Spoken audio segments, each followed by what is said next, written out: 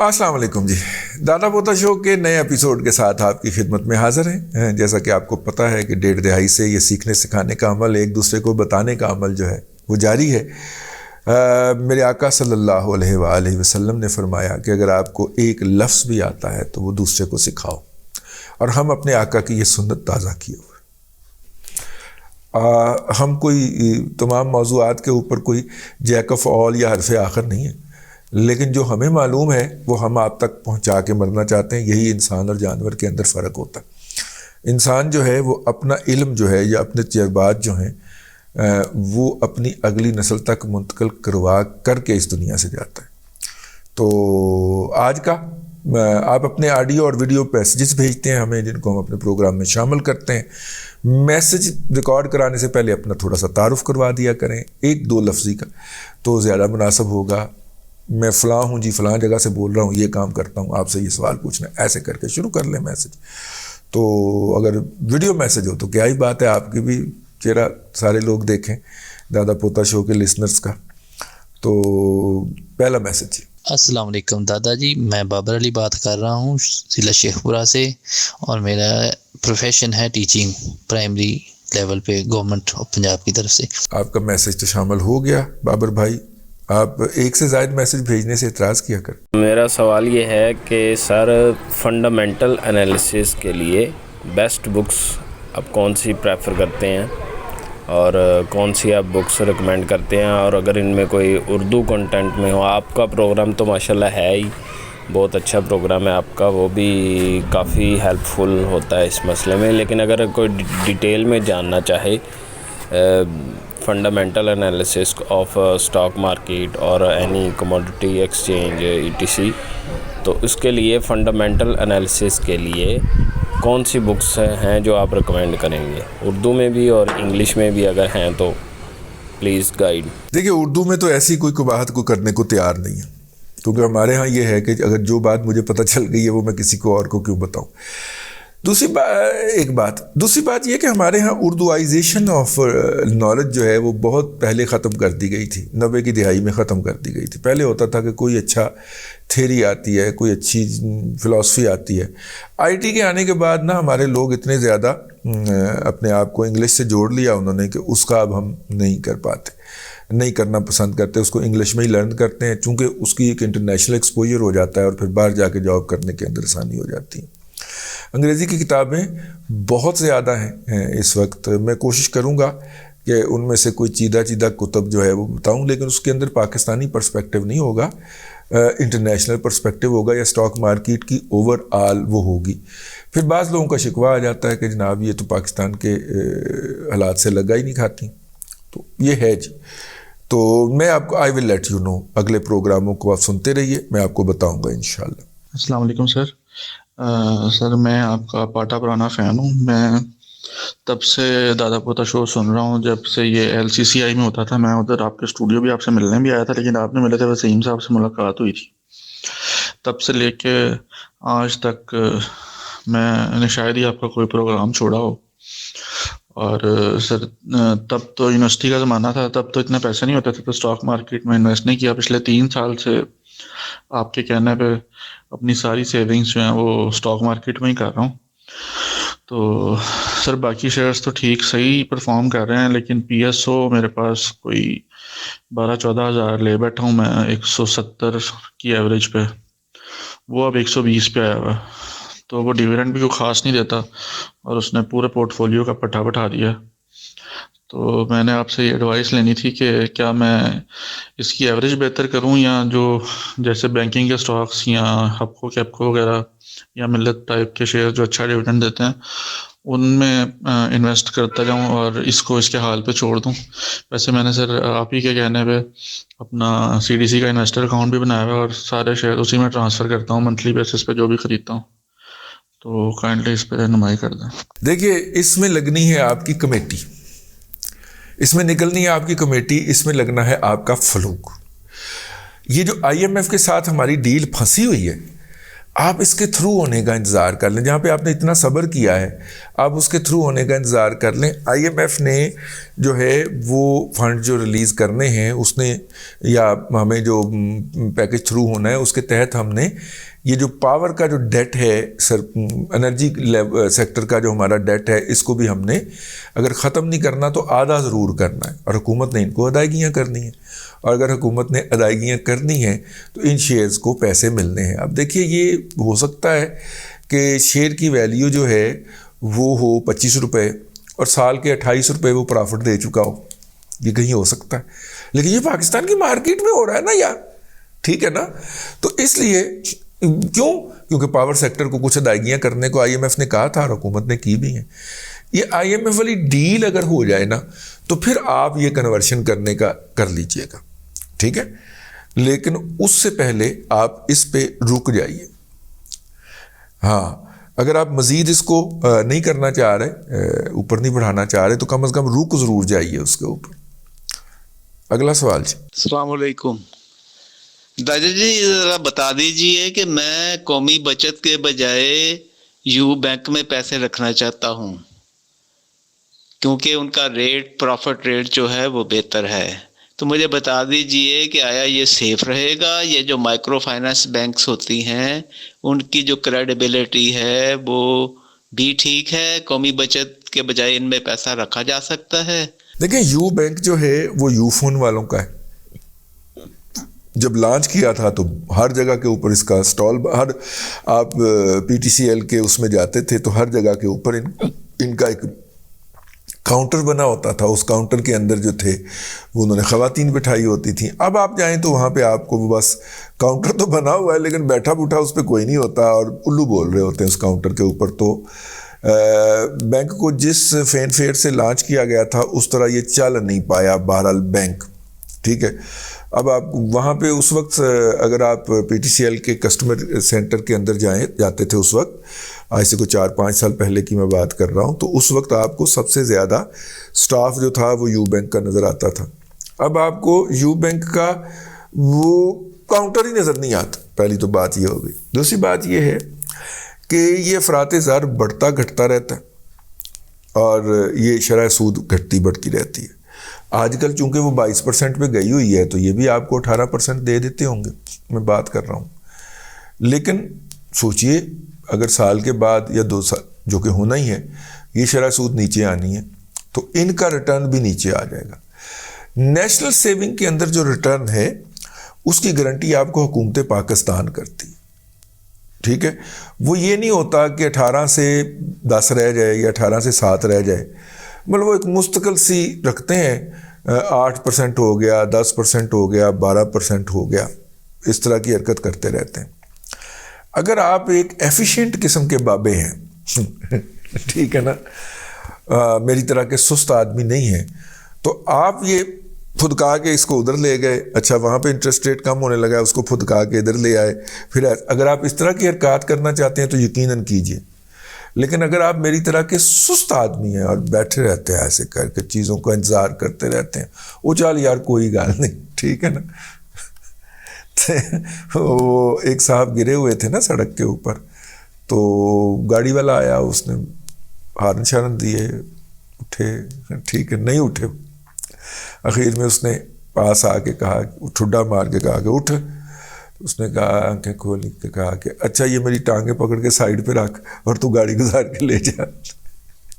اس طرح کے لوگ بھی تو ہوتے ہیں نا.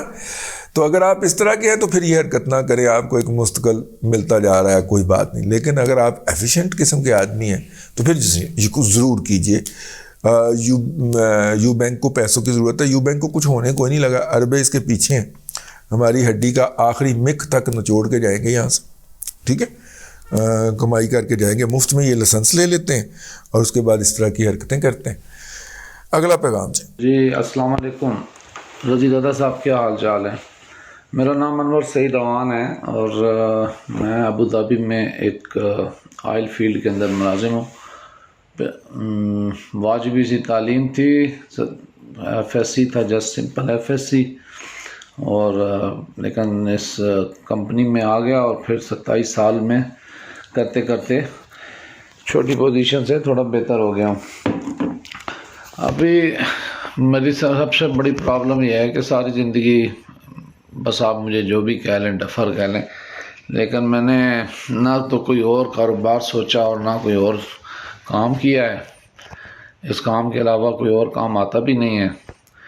और अब कुछ हेल्थ इश्यूज़ और कुछ पर्सनल इश्यूज़ की वजह से, और वैसे भी रिटायरमेंट अब करीब आ गई है, तो अब मुझे आपसे सिर्फ ये पूछना था कि क्या घराना टाइप की कोई और ऐसी इन्वेस्टमेंट वाली जगह है जहाँ से मुझे एक कुछ इन्वेस्टमेंट करने के ऊपर यानी वो सेफ़ हो और पर मंथ मुझे एक माकूल इनकम मिल सकती हो। क्योंकि मैंने दुकानें वगैरह भी ख़रीदी थी, लेकिन वो आजकल के जो मुल्क के हालात हैं, कोई किराएदार टिकता ही नहीं है। और बाकी भी हर जगह या तो इस्लामिक पहलू आ जाता है कि जी सूद है, और या ये पहलू आ जाता है कि ये महफूज नहीं है, ये लोग रफू चक्कर हो जाते हैं वगैरह। जिस तरह पाकिस्तान में पहले वो बैंक वगैरह और वो बहुत सारी इन्वेस्टमेंट कंपनियां आई थी। तो बस सिर्फ ये पूछना था कि आप क्या, चूँकि माशाल्लाह सहाफ़त का और ये बिज़नेस को बहुत अरसे से आप डील कर रहे हैं, तो क्या कोई ऐसी जगह है, कोई ऐसी कंपनी, कोई ऐसा इदारा जहाँ मैं इन्वेस्टमेंट करूँ और मुझे थोड़ी सी महफूज per month like a pension मुझे पैसे मिल सके? देखिए, बात ये है कि हम किसी पार्टी को, किसी इंडिविजुअल कंपनी को प्रमोट करने के लिए अवान साहब यहाँ पे नहीं बैठे हुए। अल्लाह को जान देनी, ठीक है, पहले दिन से यही। लेकिन आप अगर कोई फैसला लेने लगे तो उसमें हमसे ज़रूर पूछ लें। मैं बड़ी ईमानदारी के साथ आपको राय दूंगा। इस वक्त बहुत सारी ऐसी ऐप्स हैं। अच्छा, घराना.com का आपने जिक्र किया है। घराना वाले जो हैं ये पीटीआई के टॉप उसके ऊपर थे, मतलब कि जिस दिन ये लॉन्च हुआ है तो इनकी सारी क़यादत भी पहुंची हुई थी और जनरल फैज़ हमीद का पूरा ग्रुप भी पहुंचा हुआ था। अब मैं उनके ऊपर कोई भी इल्ज़ाम लगाने की बजाय मैं आपको जो एक लेमैन का है कि देखिए, एक कंपनी जो थी वो लॉन्च की उसके डायरेक्टर्स ने, ठीक है, और वो कंपनी जो थी वो राइज की, जेन्युइन की या इनजेन्युइन की, जायज़ की या नाजायज़ की, असली की या जाली की, हम इस बहस में पढ़ते ही नहीं, वो राइज की। अब उस कंपनी के डायरेक्टर्स के ऊपर हाथ पड़ना है, ठीक है, और हम कहते हैं कि जी टेक्निकल रीज़न की वजह से नहीं, पॉलिटिकल रीज़न की वजह से पढ़ना तो है ना। तो फिर इस वक्त घराना.com में कूदना हमाकत होगी। इस वक्त तो घराना.com के प्रोजेक्ट से निकलना असल में अक्लमंदी और होशियारी का काम। मेरी बात समझ गए हैं ना? तो अगर आपको उसके घराना.com, जिस तरह ज़मीन.com है उस तरह घराना.com उसके मुकाबले के अंदर लॉन्च की गई थी, वो प्रोजेक्ट लेके उसमें से अपना कमीशन रखते हैं, आगे लोगों को सेल करते हैं, ये मॉडल है उसका, ठीक है। कुछ खुद भी प्रोजेक्ट वो लॉन्च कर चुके हुए हैं, और इस्लामाबाद का रिंग रोड बना है तो उसके इर्द गिर्द तो बहुत सारे प्रोजेक्ट्स हैं जो कि लॉन्च हुए हैं, और घराना.com जो है वो उनके अंदर एक मेजर प्लेयर है, ठीक है। मैं नाम भी नहीं ले रहा कि वो किसकी थी और कौन पार्टनर था और कौन फ्रंट पे था, मैं ये नहीं कह रहा। मैं कह रहा हूं कि अब इस कंपनी पे पड़ना है हाथ, और कम से कम जब तक अपने हाफिज साहब हैं ना, तब तक इसके ऊपर जो है वो हाथ ज़रा सख्त रहेगा। हाफिज साहब का हाथ वैसे भी बड़ा सख्त है, चपेड़ा बड़ी मारते। तो मेरा मतलब है कि इस दौर के अंदर, इस वक्त में, आइंदा कम से कम 2-1 साल रह गए, 2.5 साल हाफिज साहब के बाकी हैं, तो इसको अवॉइड कर लिया जाए। कैसा आइडिया दिया आपको? तो आप और ऑप्शंस देखें। ये दुकान वाला अच्छा ऑप्शन था, अगर आपको दुकान बेचने वाले ने लूट नहीं लिया तो दुकान वाला अच्छा ऑप्शन है। लेकिन आप कह रहे हैं कि उसकी कंसिस्टेंसी नहीं है, किराएदार, वो तो ज़ाहिर बंदा ऊपर हो थोड़ा स्ट्रगल करता है उसके हवाले से। लेकिन ये जो है, दूसरी बात ये है कि सारा पैसा आपने रियल एस्टेट में नहीं डालना, कुछ पैसा आपने लिक्विड शक्ल के अंदर भी रखना है, ठीक है। आप वो किसी बैंक की स्कीम में, एस्टैब्लिश्ड बैंक की स्कीम में लगा लीजिए, کچھ آپ اس کو اسٹاک مارکیٹ میں، میوچل فنڈ میں ادھر لگا لیجئے جو ہے. لیکن وہ ہے کہ جیسے ہی آپ جس دن چاہیں آپ اس دن آرڈر کریں اور اگلے دن پیسے آپ کے ان کیش ہو جائیں. ٹھیک ہے، اس طرح کے بھی آپ نے اپنے جو سیونگز ہیں اس کا حصہ رکھنا ہے. لیکن دیکھیے میں آپ کو کہہ دوں کہ جناب آپ جو ہے وہ سنگاپور جو ہے کموڈٹی ایکسچینج کے اندر انویسٹ کر لیں. تو میرا مطلب ہے کہ سائیکل چلانے والا میں بندہ ہوں، مجھے وہ کہہ دے کہ یار یہ مرسیڈیز بینز جو ہے نا یہ آپ ذرا لے لیں، تو میرے تو ہاتھ پاؤں پھول جائیں گے نا. میں تو مرسیڈیز بینز کے اندر جہاں پہ چابی بھی ختم کر دی انہوں نے انگوٹھے سے اسٹارٹ ہوتی، بلکہ اب تو انگوٹھے سے بھی نہیں، وہ آپ بیٹھتے ہی تو آپ پہ اسٹارٹ ہو جاتی، اور آپ نہیں بیٹھتے تو اس کا دروازہ بھی نہیں کھلتا. اب اس ٹیکنالوجی کی گاڑی کو میں سائیکل سوار کیسے ہینڈل کر سکتا ہوں؟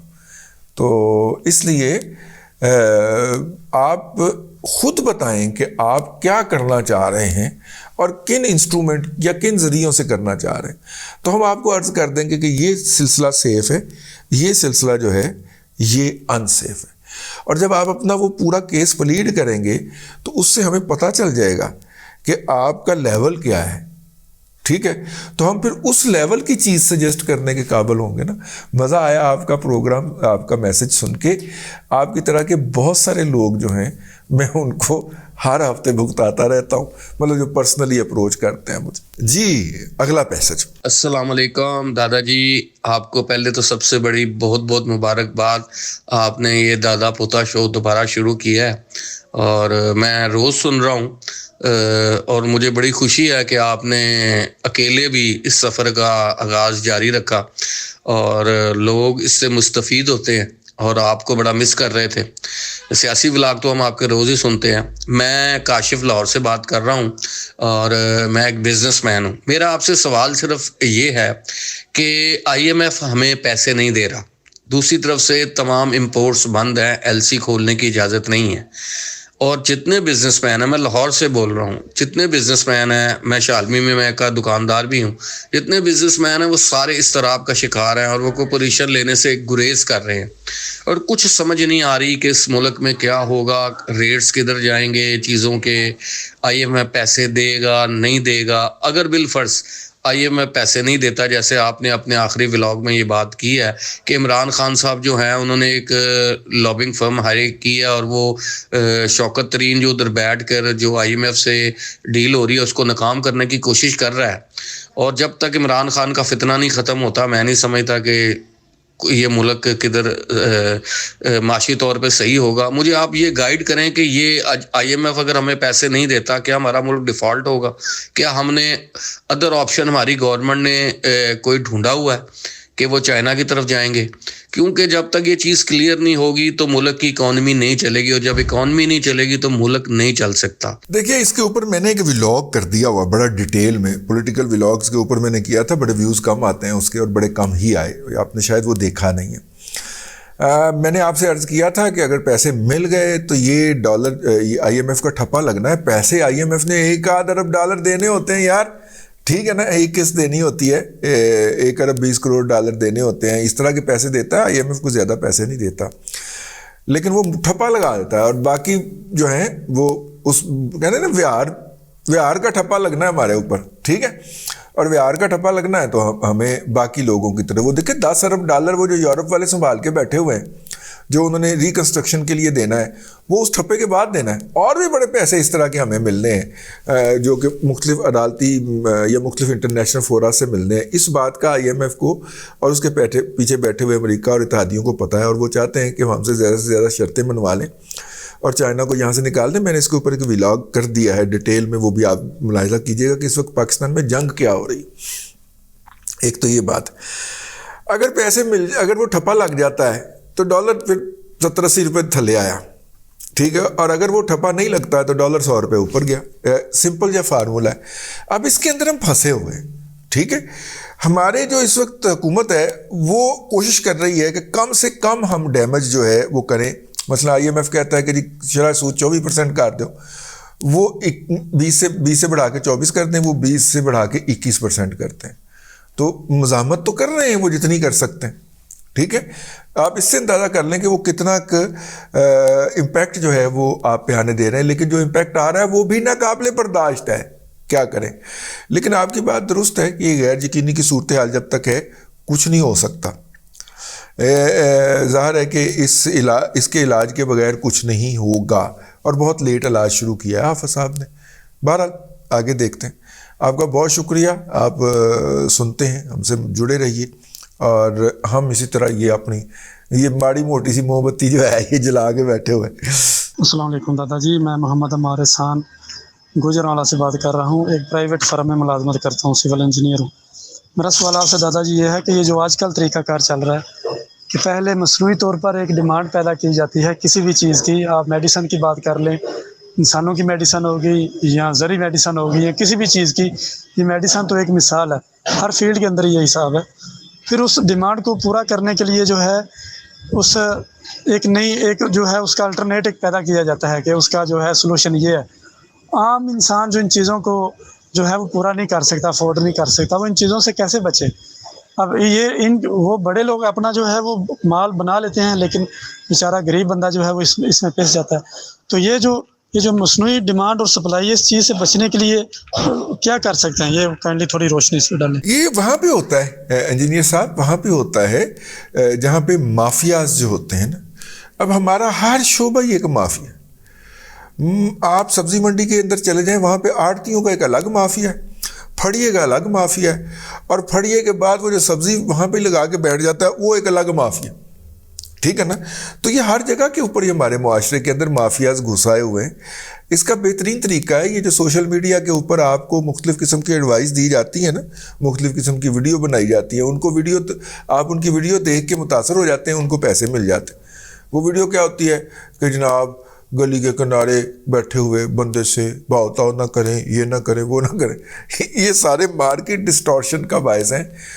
یہ زیادہ تر ویڈیوز جو ہیں جو کہ ہماری پاک فوج نے, یہ ویڈیو بنانے والے آپ کے اور میرے اوپر مسلط کیے ہیں, انہوں نے اس معاشرے کا کوئی شعبہ نہیں چھوڑا, خاندان نہیں چھوڑا انہوں.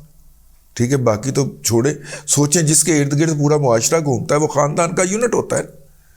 بھائی صاحب کو نوکری چاہیے, تم معاشرے کے اندر, معیشت کے اندر نوکری ہوتی ہے. خاتون خانہ نے کام کرنا ہے تو اس کے لیے کام کرنے کے مواقع ہوتے ہیں. بچے نے پڑھنا ہے, بچے کی صحت ہے, تعلیم ہے, اس کے گرد ہی پوری معیشت گھومتی. ان کا گھر ہے, ٹھیک ہے, ان کی سواری ہے, اپنی سواری ہے, پبلک سواری ہے, اس کے گرد گھوم رہا ہوتا ہے نا. بھائی اس یونٹ کو توڑ دیا یار. ٹھیک ہے, صرف ویوز لینے کے لیے ایک مسخرہ جو ہے وہ درمیان میں بیٹھ جاتا ہے, ارد گرد 2 اداکار بٹھا لیتا ہے کرائے کے اوپر, اور ان سے وہ ایک کو بیٹی ڈکلیئر کر دیتا ہے, ایک کو باپ ڈکلیئر کر دیتا ہے. وہ بیٹی جو ہوتی ہے وہ باپ کے منہ کے اوپر تپڑ مار رہی ہوتی ہے, اس کو منہ کے اوپر بیٹھے بک بک کر رہی ہوتی ہے کہ میں تو عمران خان جلسے سے نچن جانا ہے. ٹھیک ہے نا. یہ کیا ہے؟ یہ دوسروں کو اس پہ ابھارنے کی کوشش. یہ معاشرے کا جو بنیادی فیبرک ہے, جو معاشرے کا بنیادی بنت ہے, اس کو تباہ کرنے کی سازش ہے. اور اس کے اندر آپ اور میں شریک ہوتے ہیں جب ہم اس طرح کی واہیات ویڈیوز کو دیکھتے ہیں, لائک کرتے ہیں اور دوستوں کو فارورڈ کرتے ہیں. وہ ان کا پھر ہو جاتا ہے, وہ پھر مافیاز بھی ان کی خدمات ہائر کر لیتے ہیں. ہر پراپرٹی ڈیلر نے خواتین بچے اور بچیاں کھڑی کر کے اپنی ہاؤسنگ سکیم کی پروموشن شروع کی ہوئی ہے, اور قوم انے واہ فائلاں خریدی جا رہی ہے. تو ٹھیک ہے بھائی, پائٹ پائپر کے پیچھے لگے ہوئے لوگ, چوہے جو ہیں وہ جا کے گریں پانی کے اندر. ہم کیا کر سکتے ہیں ان کے لیے؟ ہمارے پاس ایک آواز ہے, وہ ہم آواز لگاتے رہیں گے. کیا خیال ہے؟ لے سامعین اکرام, آج کے لیے اتنا ہی. کل پھر آپ سے ملاقات ہوگی نئے دادا پوتا شو کے اندر. اپنا میسیج ضرور بھیجا کریں آڈیو یا ویڈیو فارمیٹ میں. اللہ تبارک و تعالیٰ آپ کو آسانیاں عطا کرے اور آسانیاں خلق خدا میں تقسیم کرنے کی توفیق عطا کرے.